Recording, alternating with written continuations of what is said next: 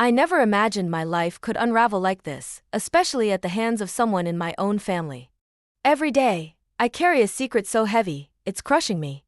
When I look at my husband, David, all I see is the lie I'm living. He has no idea what happened, and it's tearing me apart. My nephew, Sylvester, did something that shattered everything I thought I knew. What happened in that bedroom changed everything, and I've been lost ever since. My name is Anne, and I am broken. I swore I'd never tell anyone this story, but the guilt is killing me inside. David has always been the light of my life. Hearing him laugh, seeing him with our kids, and watching him love me without knowing the truth, it all breaks me a little more each day. And when he tells me he loves me, it hurts even more, because he doesn't know. He doesn't know about the betrayal that has stained our life together. I met David in college, and our love story was something out of a dream. We were inseparable from the start, and it didn't take long before we both knew we were meant to be together.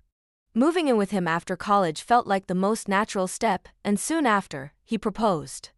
Our wedding wasn't extravagant, but it was perfect, and we began building a life full of love and trust. But all of that changed when Sylvester came into our lives, and I still don't understand how I let it happen. The truth is painful, and even now, I don't fully know how to make sense of it. But I need to share this, if only to release the guilt that's eating away at me. David and I were living the life we had always dreamed of. After we got married, everything seemed to fall into place perfectly. We pushed each other in our careers, spent our days laughing, planning vacations, and enjoying life. David would surprise me with trips, and we were so in love that nothing seemed like it could break us. One of the best trips we ever took was to Mexico. I still remember that trip so clearly. It was like we lived by pure instinct, choosing a hotel, the restaurants, the clubs, the food, everything without a plan. David was spontaneous, and we had the time of our lives. The last night in Mexico was one I'll never forget. We drank too much, partied all night, and when we got back to the hotel, David made love to me in a way that felt like the world was ending. It was wild, intense, and pure. But when we returned home, everything changed. That's when Sylvester, my brother's son, entered the picture, and it all went downhill. Sylvester, or Sly as we called him, was 20 years old, newly admitted to Caltech, and my brother asked if he could stop by whenever he needed anything since we lived close to the campus. It seemed innocent enough, and when I saw him for the first time, I was shocked. He was no longer the little boy I remembered, he had grown into a handsome, charming young man.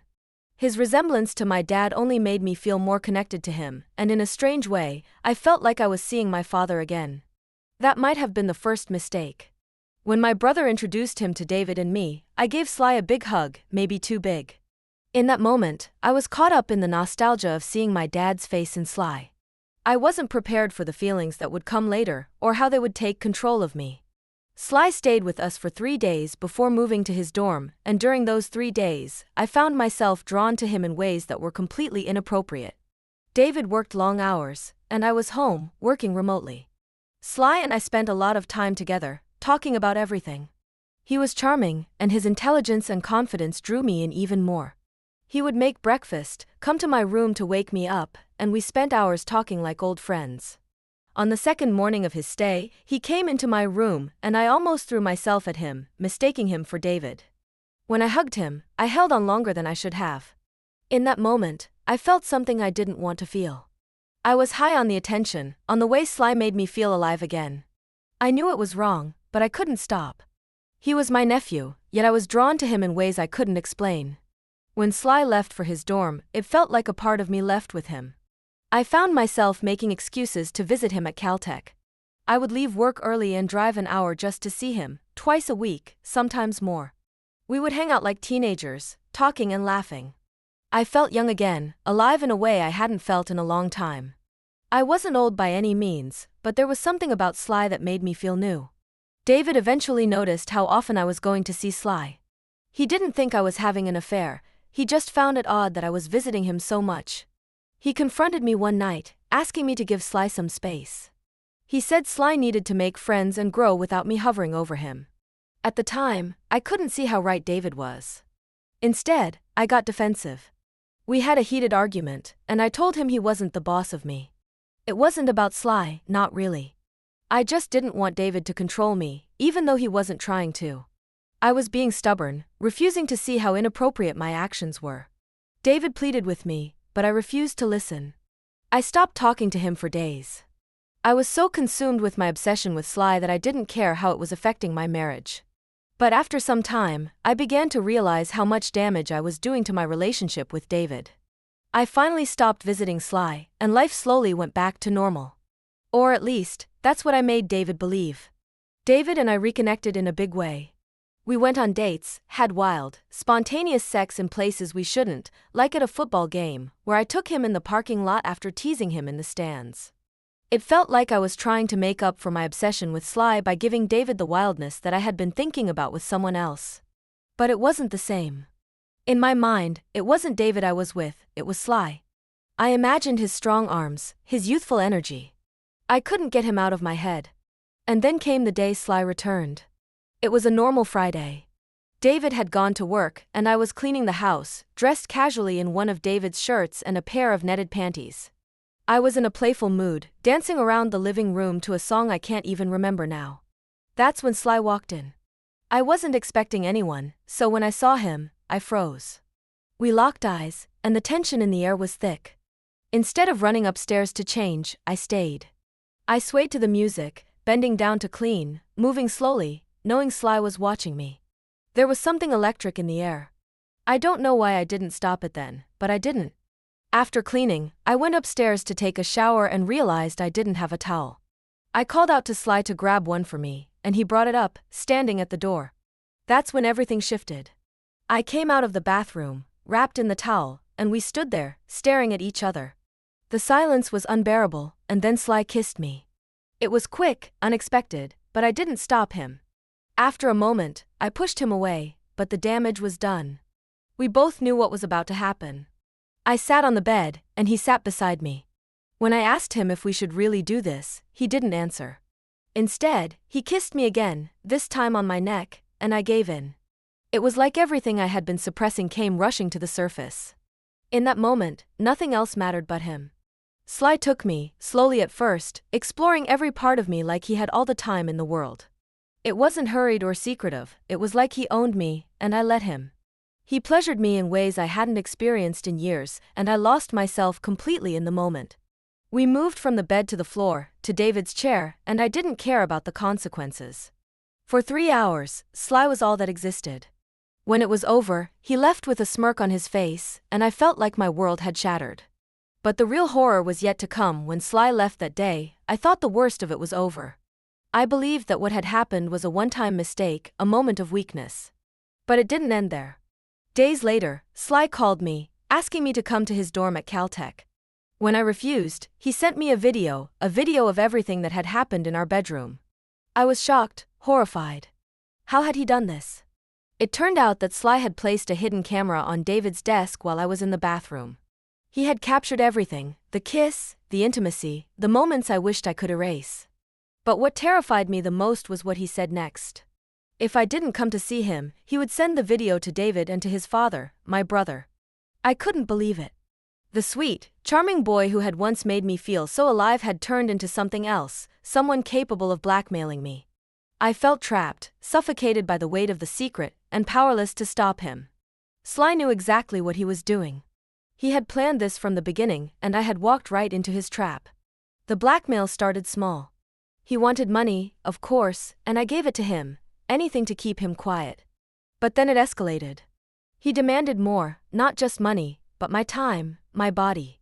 Sly made me sneak away from my family, meeting him in secret in places I would never have imagined.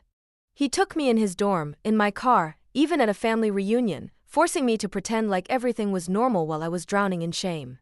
I couldn't tell anyone. How could I? The man I loved, the father of my children, didn't know that his wife was being manipulated and blackmailed by her own nephew. The guilt and fear consumed me. Every time I looked at David, I felt like a fraud. He had no idea what was happening right under his nose. He still loved me, trusted me, and I was betraying him in the worst way possible. And then there were the children. David adored them, but I had my doubts, serious doubts. How could I tell him that the kids he loved so much, the ones he thought were his, might not be? How could I even think about doing that to him?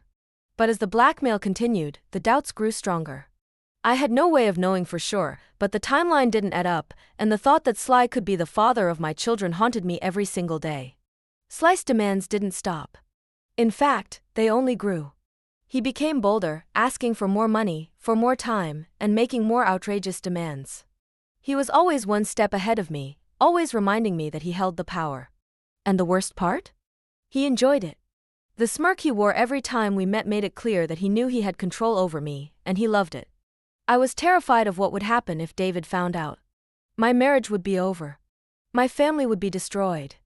I would lose everything: David, the kids, the life we had built.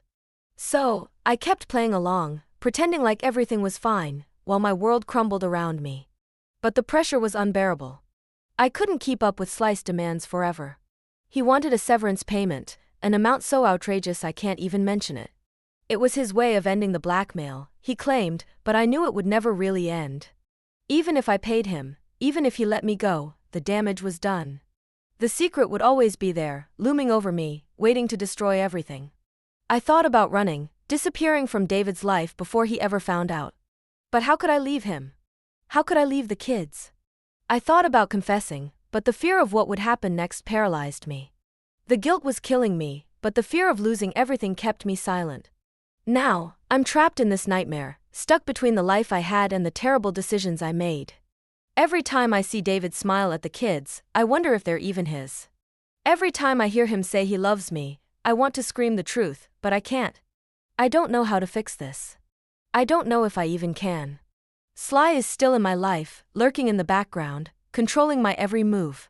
And I'm still paying for that one moment of weakness, paying with my marriage, my happiness, and my sanity. I wish I could go back and undo it all, but it's too late. The damage is done. I don't know how much longer I can keep this secret. Every day, it eats away at me. My marriage is a shell of what it once was, not because David has changed, but because I have. I'm not the woman he married anymore, and I haven't been for a long time. The lies, the blackmail, the guilt, it's all too much. But I'm stuck. Stuck between telling him the truth and losing everything, or continuing to live this lie and dying a little more inside every day. Sly hasn't gone away. He still haunts me, still holds power over me. The severance pay he's asking for is insane, but I'm considering paying it just to be free. Even though I know that it won't truly free me. The real prison is the guilt I carry, and no amount of money will take that away. No matter what happens, I'll always have to live with the consequences of my actions. I want to protect my family. I want to shield David and the kids from the truth. But how can I, when the truth is clawing its way to the surface every day? I see it in the mirror when I look at myself. I see it in David's eyes when he kisses me goodnight. And worst of all, I see it in Sly's smirk whenever he reminds me of what we did. I don't know how this ends. I don't know if I have the strength to tell David everything or if I'll keep hiding behind the mask I've worn for so long. But what I do know is that this guilt is slowly destroying me, and eventually, it will destroy everything I care about if I don't find a way to stop it. I want to believe that David deserves the truth, but I also know that the truth will break him. And I don't know if I can bear the thought of being the one to shatter the man who has loved me through everything, without even knowing the full story. But time is running out, and I have to decide soon. I just don't know what the right choice is anymore. All I know is that I'm scared of what I've done, scared of what will happen next, and scared of the person I've become. If this story resonates with you, or if you want to hear more about real-life stories of betrayal and heartbreak, check out my YouTube channel. Don't forget to like, share, and subscribe for more unfiltered content on love, relationships, and the tough choices we all face.